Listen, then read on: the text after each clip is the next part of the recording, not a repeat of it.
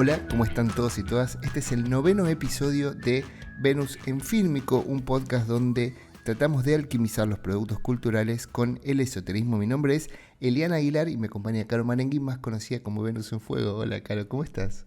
Hola.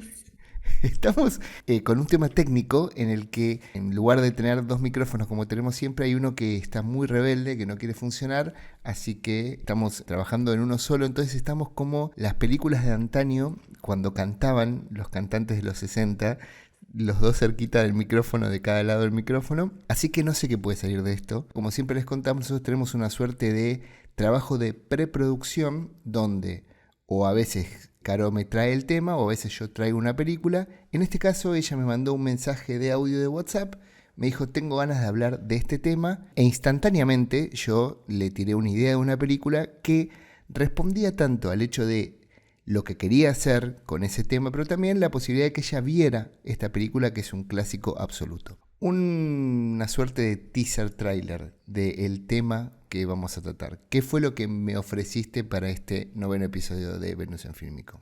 Te ofrecí que habláramos del concepto de lo rizomático. Lo rizomático es un concepto que a mí desde la comunicación me interesa un montón, incluso en mi personalidad tengo algo de rizomático también, así que es muy lindo que lo podamos traer a la mesa y tratar de alguna manera discutir un poco sobre eso, pero además tampoco quiero spoiler ya mismo la película. Es una película de finales del 60, por lo tanto, yo tenía muchas ganas de observar cómo Caro miraba esa película, cómo reaccionaba ante lo que sucedía, porque ustedes saben que el ritmo del cine ha cambiado, se va modificando, se va acomodando la época, y podía pasar que ella me dijera ¿qué es esto que estamos viendo? Es un clásico absoluto, por lo tanto yo tenía confianza en que ella por lo menos iba a poder captar lo que esa película desprendía.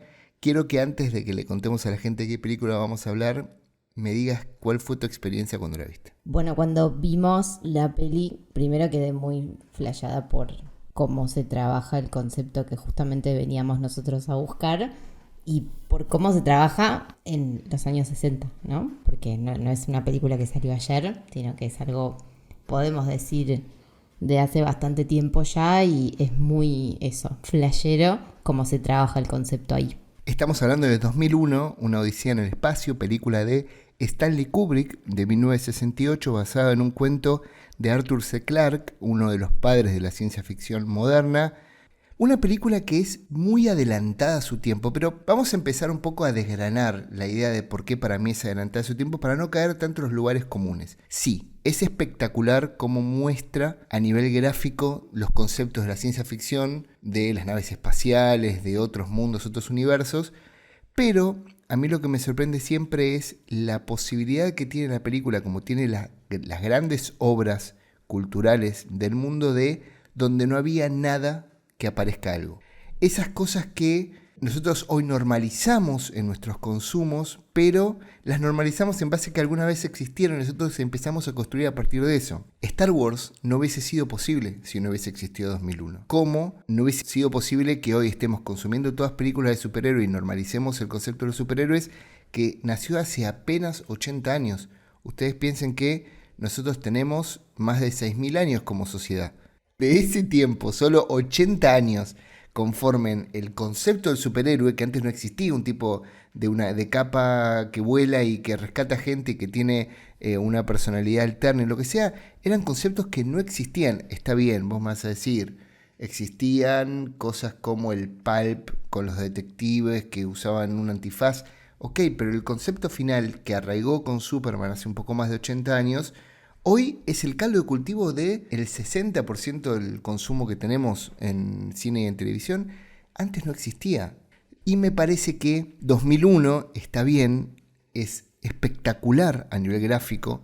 Vamos a hablar un poco de lo que logra Kubrick y vamos a entender también por qué se logra eso. Pero también trae temas. Nosotros nos maravillábamos mirando con Caro de que se adelantó en un montón de cuestiones, las videollamadas, la inteligencia artificial, los conceptos de la tecnología aplicada al mundo de entretenimiento, al mundo del manejo de la información, que me parece que es bastante sorprendente. Y creo que nuevamente lo normalizamos porque la película de alguna manera juega en dos universos distintos, algo que después vamos a hablar. Quiero entender cómo llegaste a esta idea de lo rizomático y desde dónde podemos empezar a trabajar ese tema. Yo en principio lo traje porque quería traerlo para el tarot, porque lo repasaba en una clase justamente y la idea era asociándola al concepto de integración, ¿no? Que uno cuando está ya sea en astrología o en tarot o en incluso como otras disciplinas hermanas, uno cuando integra no hay un orden claro, ¿no? No hay como una metodología o una línea recta, por más de que uno hable de pasos a seguir o de cuando uno habla, por ejemplo, en astrología de los 12 signos del zodíaco y hablamos como de un concepto de una rueda zodiacal, nunca estamos diciendo que uno cuando llega al paso 12 y vuelve al 1, vuelve al mismo lugar, como vuelve a un punto cero. Ahí te pregunto, integrar, ¿a qué te referís con integrar? Algo que integra en lo que tiene que ver con el tarot o con los signos astrológicos. Siempre que hablamos de integración estamos hablando de incorporar cosas que parecieran que nada tiene que ver entre sí y que parecen incluso ajenas, ¿no? Ya sea cuando hablamos de la energía pura de los distintos signos y cuando hablamos de la carta natal de una persona. Por ejemplo, si hablamos de la carta natal de una persona, decimos que uno tiene un sol, una luna, un ascendente, Venus, Marte, todos en distintos signos quizá o emplazados en lugares diferentes. Y cuando uno llega a una consulta y dice, bueno, yo conozco que soy un sol en Leo, por ejemplo. Bueno, pero vos también tenés una luna en Cáncer, tenés un ascendente en Capricornio y todo eso funciona dentro tuyo como si fueran distintos personajes que juegan papeles diferentes porque tienen roles diferentes, pero que uno tiene que ir haciendo el ejercicio de integrarlos, incorporarlos a la rutina y que todos tengan un espacio y que todos como que convivan, podemos decir, sin poner a uno por delante del otro o a uno como mejor que el otro, como que hay un concepto de no orden o de caos en algún punto de, ok, yo tengo como todas estas cuestiones en juego y tengo que ponerlas a jugar juntas. Ahí es algo similar a lo que hablan de entropía, esto que es como un caos organizado donde por ahí tocas algo y como si dicen pisas una mariposa y tenés un tsunami en otro lado, ¿no? Como esa posibilidad de que todo está tan conectado pero a la vez tan caótico que es imposible separar algo del otro. Sí, por un lado ahí, esto que yo digo de una carta natal de cualquier persona, hay una idea de todo va a estar impactando dentro de mí en mis distintas facetas, de alguna manera, ¿no? Como algo que no me impacta desde un lugar me puede impactar desde otro, primero tengo que poderme conocer, ¿no es cierto? Para poder llegar como a esa profundidad. Pero después a lo primero que decíamos de este camino de 12 pasos dentro de astrología o de los 22 arcanos del tarot, por ejemplo, de los arcanos mayores, hablamos siempre de como un paso a paso, que la primera carta, no sé, el primer arcano que tenemos es el mago, que lo sigue la papisa, que sigue la emperatriz, como si eso fuera una escalerita, ¿no? Siempre tenemos que entender que para que nosotros podamos llegar o comprender un estadio número 3 emperatriz, tenemos que tener incorporado o haber pasado por el mago y por la papisa antes. Lo mismo para la astrología cuando hablamos de los signos, ¿no? Entonces ahí esto de piso una mariposa acá y hay un tsunami que sucede en otro lugar, en algún punto también sucede porque yo al tener dentro de mí pasos anteriores, si algo en el presente toca algo que tiene que ver con esa figura del pasado, también va a impactar en el hoy. Entonces eso, para tenerlo como incorporado y decir, bueno, este concepto de integración no es un avance o solo ir incorporando nuevas herramientas, sino que nos movemos de una forma espiralada ascendente y no de línea recta, vertical, ¿no? Sí, vertical, que es algo que creo que la peli como que constantemente nos desorbita, ¿no? Cuando uno está muy acostumbrado a moverse en la vida de esta manera lineal, es como, no, de esta manera no vas a ver esta película. Es algo que también venimos hablando bastante en este podcast. Es una persona, creo que es la persona que más nombramos. Creo que la otra persona es Anakin Skywalker, que siempre que aparece Scorpio, por alguna razón volvemos al primer episodio del podcast, pero que es Aristóteles. Y que Aristóteles, de alguna manera, vino a acomodar la cabeza de cómo pensamos el mundo en Occidente a partir de la idea de que todo está dividido en 3 actos, que van desde un inicio, desarrollo a un final. Obviamente esta idea, como digo, es puramente occidental. Si vos agarrás los relatos de Oriente, algunos tienen 4 o 5 actos y no siempre se manejan en ese punto. Pero nosotros estamos acostumbrados a, primero, observar el ciclo común de la vida. Uno nace, se vuelve grande, muere viejo, y vuelve a empezar. Entonces, cuando uno llega a un espacio donde tenés que espejar esa idea de la vida a un relato, decís, es simple. Bueno, pero porque lo estamos viendo con ojos de quedarnos encerrados en esa idea de que tenemos una sola vida, que nacemos, nos desarrollamos y morimos. Si uno empieza a ir a ideas orientales, filosóficas, ellos creen en la reencarnación, ellos creen en otros conceptos que de alguna manera desarman eso, y por eso sus relatos son tan diferentes a los nuestros. Uno ve una película hoy japonesa y no hay algo que es distinto y no sabés qué es.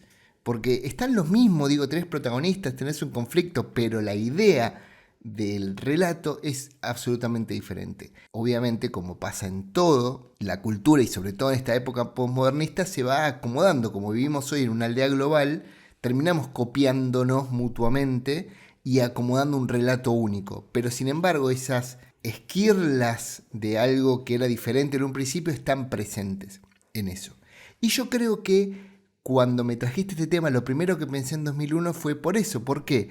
Porque de cierta manera 2001 es una película de ciencia ficción, pero que habla del origen de la humanidad. Y el origen de la humanidad, si lo pensamos, es muy complejo de determinar. Si llegamos a la idea de Darwin de que todo es evolución y que nosotros venimos de que la vida se desarrolló en el agua, en un ser unicelular que evolucionó, luego salió, reptó, se convirtió en un chimpancé, un homínido y fin. Bueno, es simple y responde a esa idea aristotélica. Pero si vas a hablar con un creacionista, te va a decir otra cosa. Y si vas a hablar a un paranoico de los extraterrestres, te va a decir otra.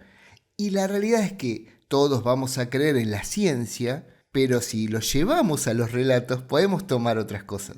Y 2001 juega en ese juego entre la creacionista y la cosa más de extraterrestres, porque habla de un grupo de humanos en el planeta Tierra que encuentran un monolito en la luna, en la cara oscura de la luna, que tiene más años que la humanidad, o más años de lo que nosotros conocemos de la humanidad, y por lo tanto rompe un poco el esquema de lo que nosotros conocemos como creación. Entonces no somos los únicos hombres en la Tierra, no somos los únicos seres en este universo.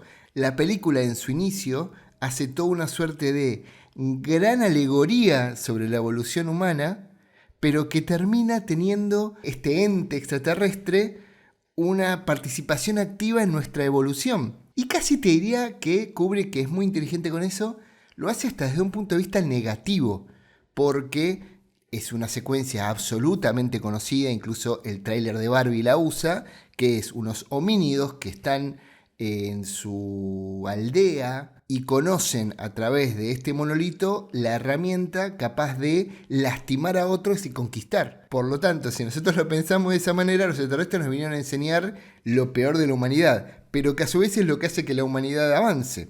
Entonces ese juego está todo el tiempo presente. Ahora, la película, que ya lo vamos a ir viendo, si no hablo tanto yo, va desarrollándose al punto donde vuelve al inicio, pero nunca sabes si ese inicio es el mismo que el que nosotros vimos al principio o diferente. Y creo que eso fue lo que más me llamó para poder traer este tema de lo rizomático. ¿Viste alguna relación en eso vos? A mí lo que me causa gracia del inicio de la película es esto, ¿no?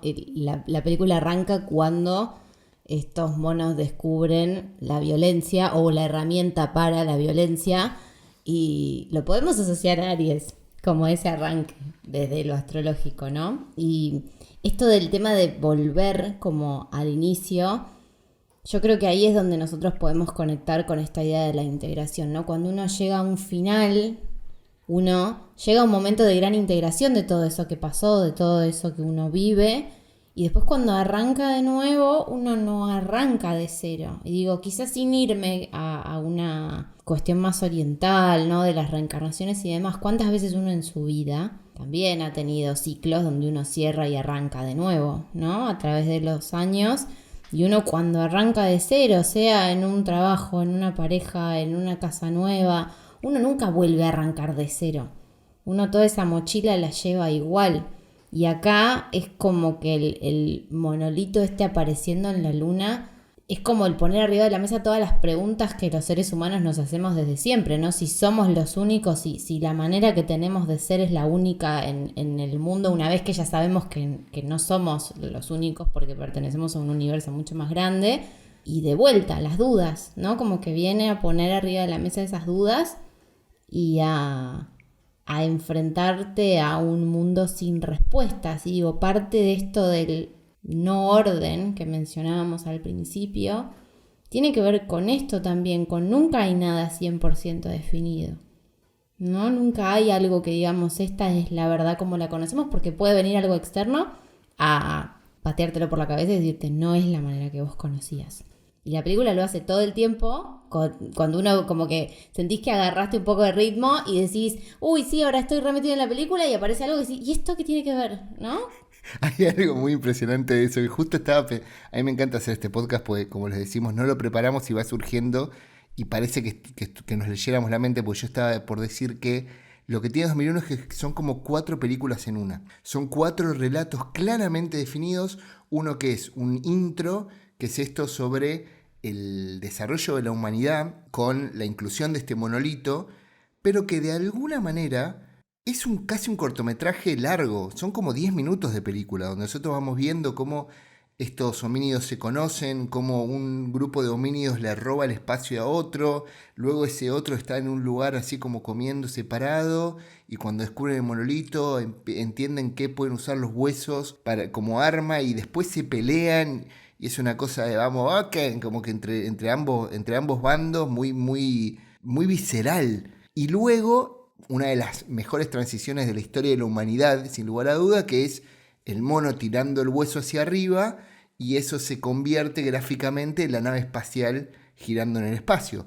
Esa es la segunda historia de esta película, donde entendemos que la humanidad evolucionó y tenemos a un grupo, a un especialista y a un grupo de astronautas que tienen una misión de ir a descubrir algo, que terminás descubriendo que es un monolito en la luna, que abre un montón de preguntas, y de repente empieza la tercera historia, donde es el hombre contra la inteligencia artificial, porque ahí descubrís que estos astronautas que van a ir a buscar la información que este monolito dio, que era en el último planeta del sistema solar conocido, en el medio la inteligencia artificial que los lleva, porque obviamente nosotros en ese momento no teníamos la tecnología como hoy para viajar, obviamente se abren un montón de preguntas y ahí ya hay un montón de contradicciones conociendo el mundo hoy. Digo, ellos no podrían vivir el tiempo que viven para llegar al lugar, porque el tiempo estás a millones de años luz y deberías ponerte en criogénesis, si no te volverías viejo y no llegarías al lugar.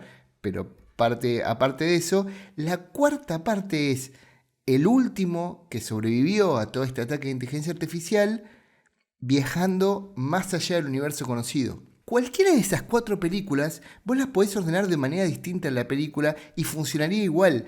Rompe totalmente con esa estructura de los 3 actos que tiene una película de Occidente, de inicio, desarrollo y final. Si vos obviamente es como vuelvo a tu idea, ¿no? A esta idea de espiral. De alguna manera tiene una espiral, porque el inicio es el final y el final es el inicio. Pero si vos movieses de lugar las cosas, como funcionan como una estructura en sí mismo, eso no se rompería. Eso responde un poco a esta idea de lo rizomático, ¿no?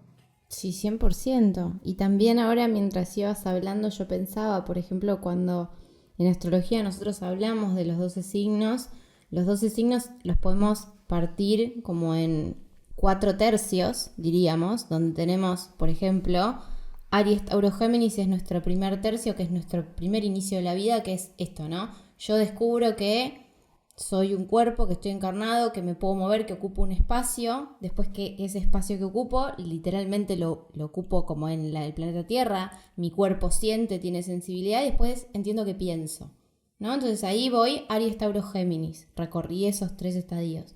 Después viene como un estadio más de contactarme con mi entorno cercano, entre lo que sería ya más Cáncer, Virgo. Y después, desde Libra hasta Piscis, es toda una conexión con el mundo que está por fuera. Yo lo que digo es, toda esta película va haciendo ese recorrido de alguna manera, ¿no? Desde los inicios de la humanidad hasta el gran final, de alguna manera, sin hablar sin spoilear la película, porque puede haber gente como yo que no la haya visto antes. Pero es del 68. No importa, pero esto de contar historias dentro de, ¿no? Dentro de este circuito, también desde la astrología lo vemos, también desde el tarot, con todo el camino que hacen los 22 arcanos mayores, pero esto de poder intercambiar a mí me parece como súper rico, ¿no? Como qué pasa si lo primero no es el contacto conmigo, por ejemplo, con esto, ¿no? Con el espacio que yo ocupo, cómo me involucro con mis propios pensamientos, sino que lo primero para mí es los demás o el trabajo que yo tengo, por ejemplo, ¿no? Como me voy a una dimensión muy individual, si se quiere, pero a mí me pasa mucho en consulta encontrarme con personas que tienen problemas para poner límites, por ejemplo. Y poner un límite, que lo asociaríamos al momento más ariano, al momento más de los homínidos acá rompiendo con el huesito y diciendo, che, este territorio es mío, no te metas, pasa un montón en la diaria. Hoy, que nos cuesta poner un límite, por ejemplo, y es como si ese es el estadio 1 de una persona, pues si yo nací, sé que ocupo un espacio, ocupo un territorio, ¿cómo no voy a saber poner un límite? Bueno, como que para mí tiene que ver con esto de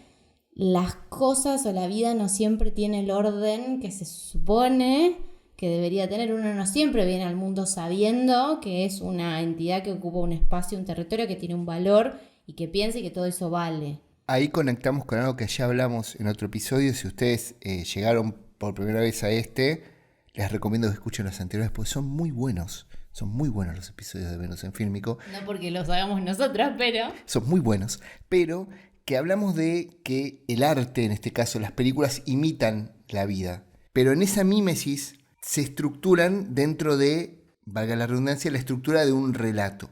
Por lo tanto, todo tiene que hacerse en estos 3 actos y con un dejo de causalidad. La vida no tiene causalidad. Decimos que la historia no se repite, pero rima. Tenemos ciertas cosas que uno siempre va repitiendo o estructuras que uno empieza a la mañana, desayuna, se va a trabajar, vuelve del trabajo, hace algo, come, se va a dormir. Esa estructura de alguna manera se mantiene, pero si vos vas a una persona que trabaja de noche, su estructura es totalmente diferente y esos ritmos van a ser también distintos. La vida no es como un relato.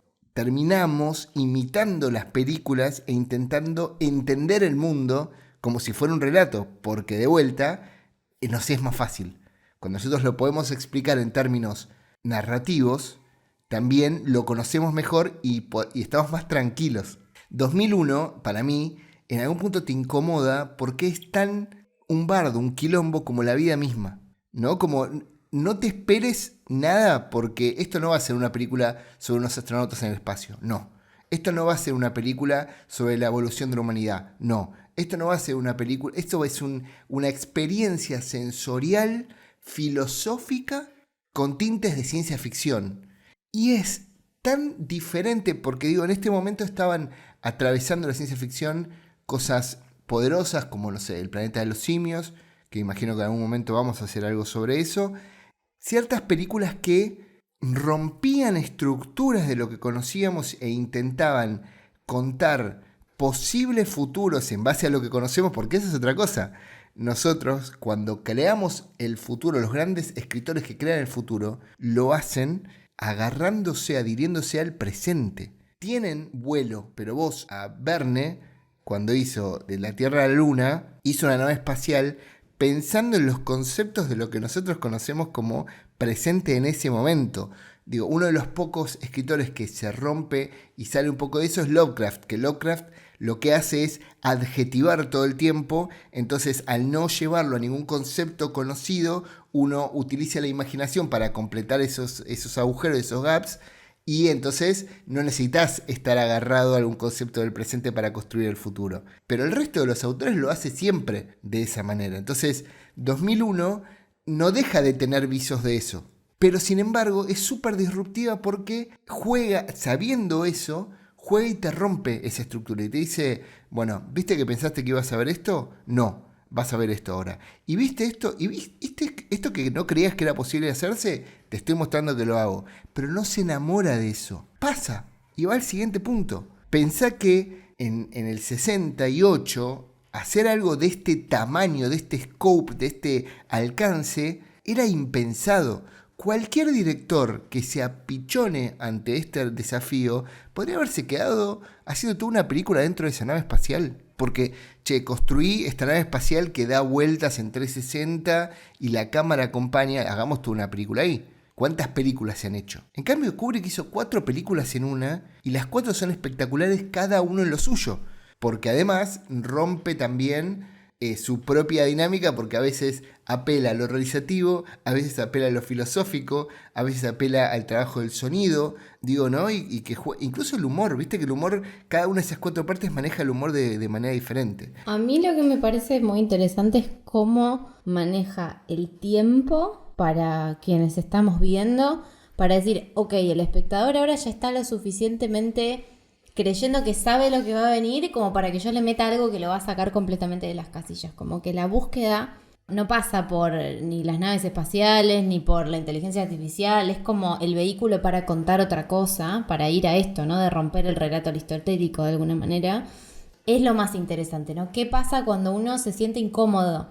A mí en lo personal vivir la incomodidad es algo que hace poco me permito, como decirme, ok, esto es incómodo porque no es lo conocido y decir, ok, me tengo que quedar acá, ¿no? Así como cuando elijo estar viendo 2001 y decir, ok, estoy viendo algo que no sé qué tan normal me parece, pero elijo quedarme porque elijo atravesar una incomodidad después en la vida. Y de alguna manera este concepto que trajimos al principio de la integración viene un poco por este lado también, como estas 4 películas que uno puede tener como en su vida, tomarlas internamente y decir, bueno, yo soy todo esto y nunca hay un final y todo es un inicio que no es tan inicio, ¿no? Como hay una cuestión desde el uso de la palabra que tenemos nosotros, que le decimos inicio a algo que es un inicio de 0, como alguien que recién nace y se inserta en este mundo humano, como una persona que se acaba de separar después de 20 años de matrimonio, por ejemplo, ¿no? Que tiene un nuevo inicio. Y es como, no es lo mismo. Y a mí esta película, cuando la aparición del monolito se repite, que es como la incomodidad apareciendo ahí y rompiéndote todo, tiene la misma forma como gráfica, ¿no? Es un rectángulo negro, de alguna manera, que aparece y cae en algún lugar. Es un iPhone. Es un iPhone. Es un iPhone. Es un iPhone. Y siempre como esto, ¿no? La incomodidad frente a una disrupción tiene la misma forma, pero nos agarra diferente en el momento en el que estemos. Y de alguna manera, de nuevo esto, la cuestión de integrar o de entendernos como en una espiral constante que es la vida, creo que tiene que ver con esto, con saber que vamos a sentirnos de maneras similares, pero que nunca estamos en el mismo punto. Nunca volvemos nunca se vuelve al inicio, ¿no? Sí, y a mí lo que me sorprende también pensándolo es que a pesar de que pasaron, ¿qué serán?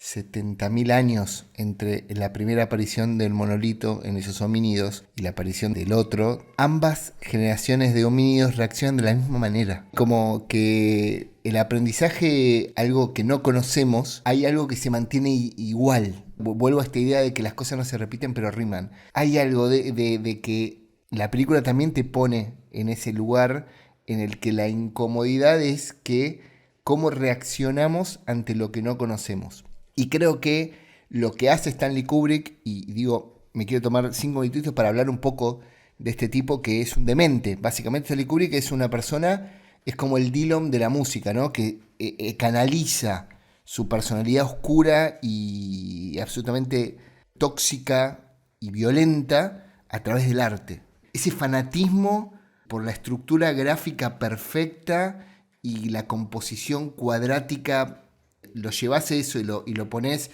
en un canvas de Photoshop, tirás las líneas y son todas perfectas, vos decís, este tipo está loco, lo que lleva a rodajes donde los directores de fotografía se pelean con él, donde las actrices lo denuncian porque las hace hacer 180 veces una toma para encontrar el gesto que quiere, pero las únicas personas, lamentablemente, que pueden llegar a ese estadio de perfección son las que se comprometen a ese punto. Después podemos discutir cuánto es necesario o no, porque lamentablemente somos resultadistas y lo único que a nosotros nos queda es su obra. Si el tipo hubiese sido un jodido hijo de remil putas, pero su obra era una mierda, vos decís, era un hijo de puta. Ahora todo el mundo dice que es un genio, pero cuando vos repasás y escuchás lo que la gente contaba que sucedía en los rodajes, vos decís, mamita, qué tensión. Ahora, llegar a ese punto, ¿no? Sí, pero creo que tiene que ver algo también que con el diario del lunes la historia siempre es diferente, ¿no? Digo, hoy Kubrick es quien es y se lo reconoce porque han pasado muchos años también. Y esto es algo mucho que siempre sale con la energía más acuariana, que tiene que ver con esto, cuando uno es un genio, para su presente en realidad no lo es un loco. ¿No? Son como las dos caras de alguna manera, o incluso la carta del loco en el tarot también, que tiene como este mismo nombre. Es incomprensión para el momento porque es una disrupción, ¿no? Como Kubrick es una persona que per se te hace sentir incómoda. Entonces, él con su obra logró plasmar eso, pero a los ojos de hoy, a los ojos de muchos años después, fue como comprendido con ese contexto, de alguna manera. Y creo que algo de eso que vos decís está presente porque 2001 cuando salió fue bastante incomprendida y mucha gente dijo que era aburrida o que era demasiado poco entendible. Y es cierto que te requiere la película un poco más. No es una película pasatista, no es una película que a nivel entretenimiento vos digas, bueno, ok, lo vi, me divertí, comí pochoclo y ya está. Es una, vamos a decir, es una obra de arte, pero entendida como un producto cultural que te permite pensar en otras cosas, ¿no? Que tiene un cierto simbolismo que nos hace revisar conceptos que creíamos conocidos y los da vuelta y nos hace pensar, ¿no? Un poco de eso. Pero ahí digo, también uno hoy, por ejemplo, ve cómo este hombre pensaba las videollamadas y dice como, che, son tal cual él las imaginaba. Digo, hoy todas las plataformas donde uno puede videollamarse con otra persona tienen la misma forma que cuando las pensó este hombre hace, ¿cuántos años? 60 años, 50 años. Es una barbaridad, es una locura. Digo, que vos, si ves una película hoy de alguien que se imagina algo que no estamos viendo porque estamos compartiendo el presente, decís, bueno, sí, ni idea cómo va a ser esto dentro de 50 años más, ¿no? Entonces, hoy también es como uno tiene como la confirmación con la verdad de tu presente actual, que decís, no estaba loco, era un genio, ¿no? Como hay algo del tiempo que para las personas genio les llega tarde. Todos los verdaderos genios fueron considerados locos en sus presentes, porque creo que es algo que es como la doble cara de la misma personalidad de alguna manera. No podés ser un genio sin haber pasado por loco al principio. Es como la persona que tiene éxito no puede no haber fracasado. Es como la doble cara de lo mismo. No hay forma y volvemos a la integración de la que hablábamos al principio, como es mucho más profundo que solo una cara de las cosas, ¿no? Todo tiene dos o más caras para construirse y necesitamos poder integrarlas para comprenderlas. Hay algo de eso en el hecho de que esta película, yo siento que este guión, que obviamente como les decía fue una cuestión en común con otro genio, porque Arthur C. Clarke tenía ideas revolucionarias, pero como todo, un escritor puede tener ideas en su cabeza, pero luego llevarlo a algo iconográfico, algo gráfico, algo audiovisual o lo que sea, requiere una visión, que ahí es donde la mirada del director va, a que eso se transmita de una manera. Ahora no vamos a saber nunca si hoy las videollamadas son como las vimos en Kubrick, porque Kubrick las pensó antes, o porque todo el mundo se basó en eso para hacerlo después. Claro. Como, claro. no vamos. Sería otra opción, sí. Claro, no lo sabemos, pero vuelvo a la idea de que nada es combustión espontánea. Nosotros, en lo que tiene que ver con la cultura, convivimos todo el tiempo con esta suerte inconsciente colectivo donde los productos culturales se van consumiendo a sí mismos en esta red semiótica de peers, donde todos somos interpretantes de otra cosa. Entonces ese símbolo se convierte en objeto de otra persona que lo convierte en otro símbolo y se va armando una suerte de gran red que es la que hoy nos permite que estemos en un podcast sobre productos culturales mezclados con lo esotérico, hablar de una película del 60 que vos nunca habías visto. Me parece que también eso le da otra potencia. Yo pensaba cuando hablaba sobre la idea de la primera parte de la película y la parte generadora ariana, ¿no? De esto del fuego. Y la película tiene, ¿no? Eso de que arranca con algo más de Aries, más de fuego, y termina con algo más de agua, y que ambos elementos siempre se terminan encontrando, porque son el yin y el yang. Yo cuando estudié para hacer un guión que quería escribir sobre magia blanca, estaba esta idea de los 5 elementos, el fuego como generador, como algo que desde ahí arranca todo. Esto es lo que yo leí. Yo sé que vos tenés una teoría un poquito diferente. Luego el agua como manera de equilibrar eso, contrarrestar, porque si todo fuera fuego no existe nada, se prende todo y ya. La tierra como el lugar donde apoyar todo eso, y el viento como transformador y que lo va haciendo crecer y movilizar. Y luego existe la quinta esencia, el amor, Akasha, el quinto elemento, eso que hablan, que es lo incorpóreo, lo que une todo y no sabemos dónde encontrarlo. Y la película está todo el tiempo jugando con eso, porque el principio y el final son el yin y el yang, son el fuego y el agua, y se terminan encontrando y danzando mutuamente. Incluso gráficamente tenés la figura del embrión gigante danzando con el planeta Tierra. Sí, es que siempre digo, volvemos a la misma idea de la integración. No podemos ser solo fuego, ni solo agua, ni solo aire, ni solo tierra. Más allá de que desde lo astrológico decimos, el elemento iniciador es el fuego. Efectivamente, el fuego es creación. Donde no había nada, ahora hay gracias al fuego. No hay otro elemento que logre esa chispa y ese arranque. Después decimos que viene la tierra porque ese fuego logra tomar como cuerpo, ¿no? Hacerse cuerpo. Decimos de Aries pasamos a Tauro. Después viene la diversificación y la liviandad cuando aparece la mente con lo geminiano. Y después, último, aparece el agua cuando todo ese camino de 3 que acabamos de ver necesita como una finalización, una formación real, un permitir nacer otra cosa. Y ahí es donde vuelve a aparecer el fuego, ¿no? Con Leo. Y ahí arranca la segunda tríada de estas 4 partes o estos 4 cuentos dentro del ciclo astrológico, por ejemplo, ¿no? Porque pasa mucho también cuando uno mira su propia carta y dice, che, yo tengo un montón de fuego, no tengo nada de tierra, entonces no voy a saber nunca cómo manejar mis responsabilidades, cómo ser ordenado, cómo tener proyectos en la vida, porque todo se me va por impulso de deseo. Y es como, bueno, no, vos en tu carta tenés absolutamente todos los signos, o tenés conexión con todo.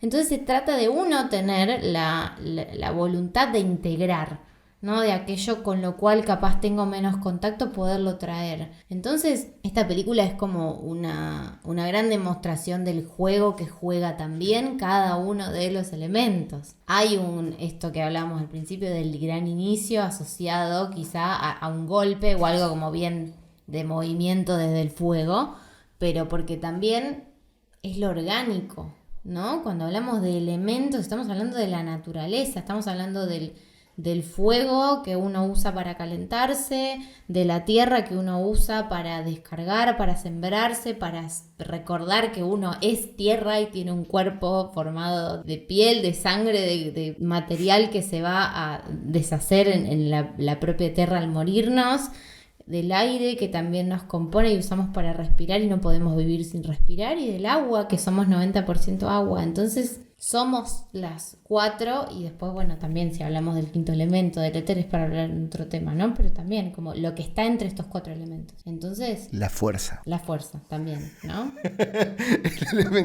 elemento que es el hilo invisible que une todo. Y luego también atraviesa como todos los ciclos de lo que nosotros somos como humanidad, que incluso ya lo vimos en la historia, porque el conocimiento, siempre, ya creo que lo dijimos en otro capítulo, la magia es la ciencia que aún no terminamos de entender, ¿no? Para la humanidad. Siempre hubo descubrimientos que se establecieron, que luego se pusieron en duda, que se descubrió algo nuevo y que eso fue evolucionando. Y la película juega ese juego en esos 4 actos muy gráficamente. Primero es la evolución, claramente convertirnos en personas pensantes. Una vez que creemos que sabemos todo, descubrimos la sorpresa de que hay algo más allá. Una vez que estamos muy establecidos, nuestra propia tecnología, nuestra propia mente genera algo que nos pone en conflicto con nosotros mismos, la inteligencia artificial, y finalmente entender que no todo es pensamiento y que hay algo más allá del tiempo y del espacio, que digo, quiero que lleguemos al final del podcast hablando sobre el tema del tiempo no lineal, porque el final, el último acto, esta cuarta historia de la película, claramente habla sobre que lo que nosotros conocemos como tiempo en inicio a final, por ahí no es tal. Y por eso estamos agarrados a eso en este momento de la existencia y porque de alguna manera fuimos educados de esa forma. Uno cuando entra a entender, como yo estoy entendiendo ahora, escuchándote a vos, o cuando me hablas de vidas pasadas, de meditación y todo, hay algo de salirse de ese molde estructural y mental que nos vienen imponiendo desde siempre de la vida es así, nacés, crecés, morís y se termina, ¿no? Y digo, y el tiempo no siempre es lineal, obviamente no tenemos la capacidad de viajar en el tiempo, aún, pero digo, podría existir esa posibilidad y la película al final comienza a romper un poco. Quiero saber, porque como te contaba, la gente odió mucho la última parte de la película porque decían que no se entendía o que era muy críptica. Yo la disfruté, yo la vi en época estudiantil universitaria, por tanto era hippie cineasta, era como, esto es cine, esto es arte.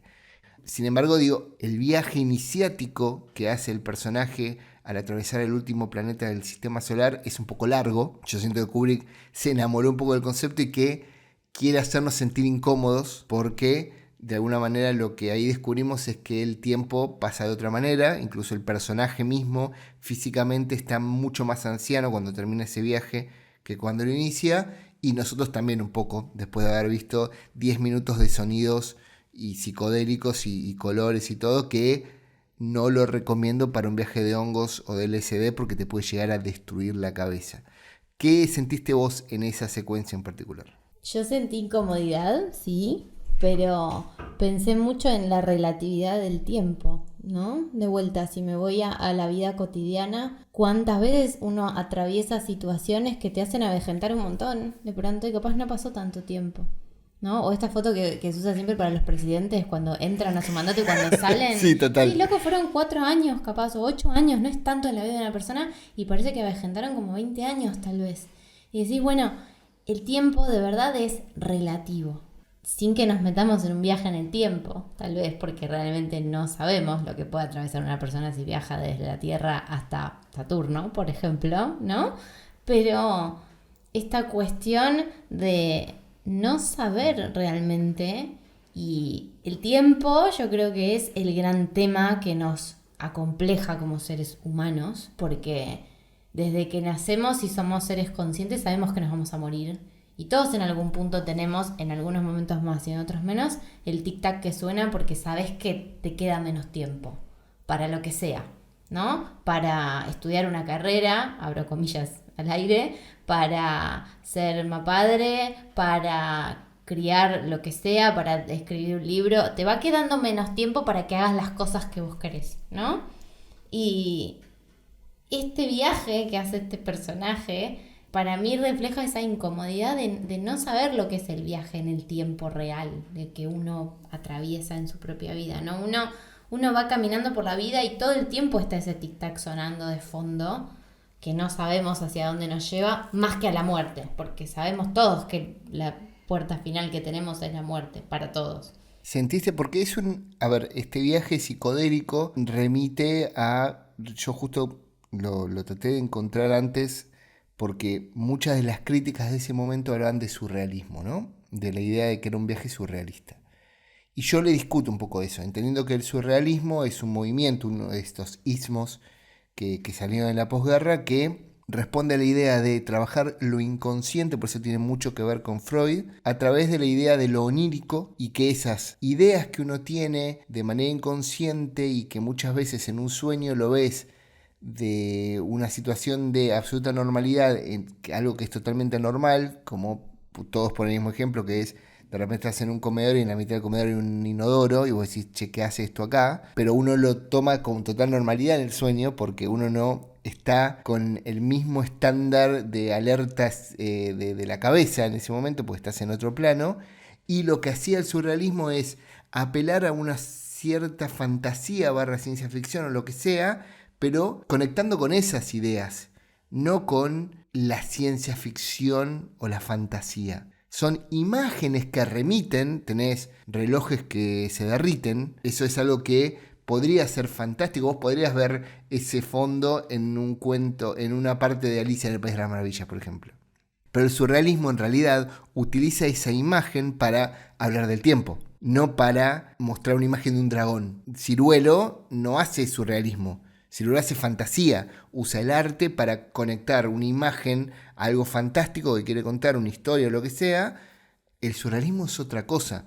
El surrealismo o la escritura automática que uno hace con el surrealismo, que es esto de el cadáver exquisito, donde vos escribís una frase y la persona que sigue por ahí lee la última palabra de eso y construye otra. Y vos después tenés toda una historia de gente que escribió algo que no tiene conexión y termina teniendo una conexión, porque volvemos a esta idea de que todo está conectado, pero no.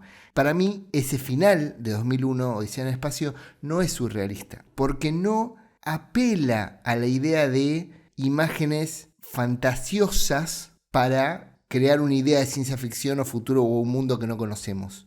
Para mí, busca una suerte de sinestesia, busca que uno sienta a través de los sentidos una desconexión con el sentido que tiene que ser. No como en un momento ves un cielo y está rojo como si fuera fuego. Después ves un bosque y está azul como si fuera agua. Entonces el cerebro, que aparte ya estás cansado porque estás 10 minutos con estas imágenes y con sonidos y con luces estroboscópicas, difícil palabra, no la voy a poder volver a decir, y uno también es parte de ese mismo juego, ¿no? Kubrick lo sabe, te empieza a agotar, entonces todo se empieza a deformar.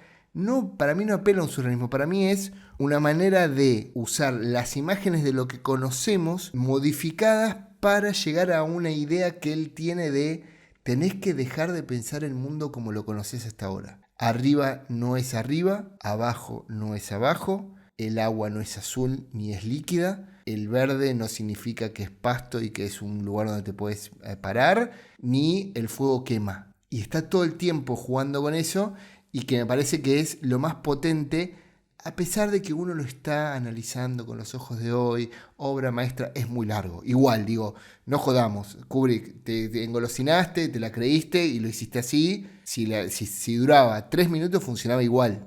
Y quiero ir a esa última parte. La película termina hablando sobre la muerte. El principio, con los monos, está hablando de la vida y termina hablando de la muerte. Ese viaje que hace esta persona, hace todo ese viaje para morir. Sí, hace todo ese viaje para terminar viejo, muy viejo, solo, al borde de la muerte. O sea que Darío Stanraiver tiene razón. Solo vinimos para morir a este mundo. Pero yo coincido, el tema es que no lo terminamos de asumir y creemos que es muy fatalista estar todo el tiempo pensando que te vas a morir. Pero la vida de verdad toma sentido cuando uno se da cuenta y recuerda que eventualmente vas a morir y que no tiene por qué pasar cuando tengas 80 años, te puede pasar en cualquier momento. De vuelta, suena tremendo, pero esta película sí lo pone arriba de la mesa, y esto de estar constantemente sacándote del lugar y diciéndote lo que vos pensás que es de un color, en verdad es de otro, lo que vos crees que son formas visuales, yo te las puedo como super hackear y mostrarte otras formas que capaz nunca viste, y uno dice, bueno, tenés que estar drogado para poder ver esto, y es como, no, necesitas otro tipo de sentido para comprenderlo. Nosotros vivimos hoy en una sociedad muy desde el aire, desde la mente racional, desde el tener explicaciones visibles, cuantificables, medibles para explicar todo, y hay cosas que no se explican de esa manera, ¿no? Y todo lo metemos en cajitas, lo etiquetamos y decimos, esto es así, así como Aristóteles dijo, un relato está compuesto de...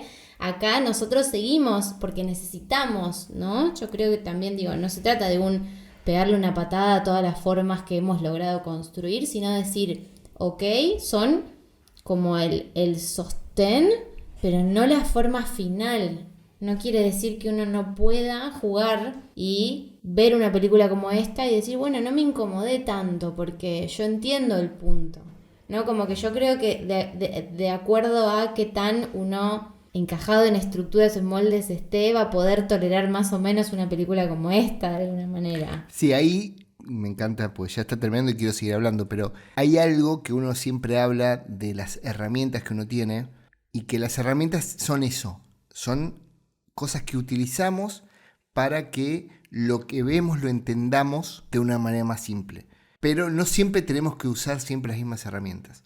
Y de la misma manera, yo no voy a hacer una película re loca porque soy un director re loco y hago... No, tenés que conocer el relato clásico al pie de la letra. O sea, vos tenés que saber que hay una motivación, que hay un conflicto, que hay un midpoint, que hay puntos de plot point, puntos de quiebre, para poder romperlo. Porque si vos haces todo re loco y si todo es re loco, nada es narrativo. Entonces yo creo que Kubrick pudo hacer esto porque el tipo conoce muy bien el relato clásico.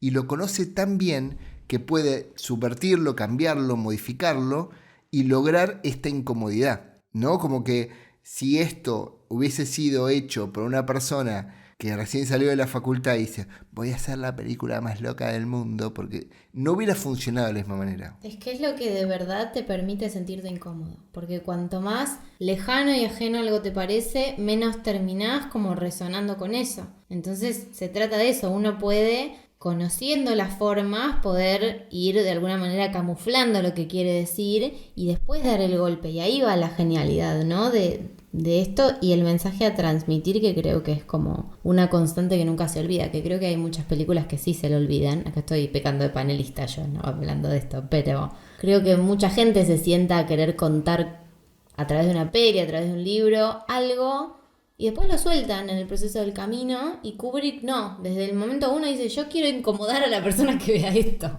ya sea porque le incomoda que una escena de monos dure más de 20 minutos, o porque le incomode el viaje de hongos que parece que se da a este tipo cuando viaja en el tiempo hasta tal otro planeta. No importa, hay algún lugar, en alguna instancia de lo que dura la película, seguramente digas como, che, ¿qué carajo estoy viendo? Y yo creo que el tipo lo logra. Y para mí se trata de esto, de tener, no solo, como vos decías, ¿no? Conocer las herramientas con las que labura y conocer el vehículo que estás usando para contar la historia que estás contando, sino saber en qué lugar dar como los golpes reales, los giros reales. Vamos a cambiar, porque siempre termino llorando un montón al final. Vamos a terminar el podcast con esto que dijo la señorita Venus en Fuego, Caro Marenghi. Yo recomiendo mucho que la busquen, que la vean. No deja de ser un clásico porque es muy buena como película. Uno puede, te puede aburrir un poco el ritmo y es normal, no se sienta mal. Yo odio a Hitchcock, a mí me aburre Hitchcock, pero puedo entender que es una buena película. Pero la estoy viendo con los ojos de hoy al pasado. Si uno logra sacar eso, yo creo que pueden disfrutar mucho. Recuerden que Venus en Fílmico sale todos los viernes. Pueden dejar un comentario en Spotify cuando lo vean, pueden dejar una pregunta, una sugerencia y lo que sea. Y si no, escriben a @aguilar.elian o venus.en.fuego en Instagram y ahí nos pueden tirar ideas de los próximos episodios. Ya sabemos cuál va a ser el próximo. Ya vamos a llegar al 10º episodio. A mí, yo sé que no es nada, pero a mí me encantan los números redondos, entonces puede llegar a ser celebratorio y ya estamos llegando casi a las 50 personas que lo escuchan, así que no está nada mal. 10 programas, fuimos sumando a 5 personas por... Aparte, perdón, el capítulo 10, si es el que creemos que va a ser, es un peliculón. Es un peliculón, sí, espérenlo porque es un peliculón y tiene mucho que ver con la película que hablamos hoy. Tiene mucho que ver con la película que hablamos hoy. Así que les agradecemos un montón que hayan llegado a esta parte. Y nos vemos la próxima. Chau.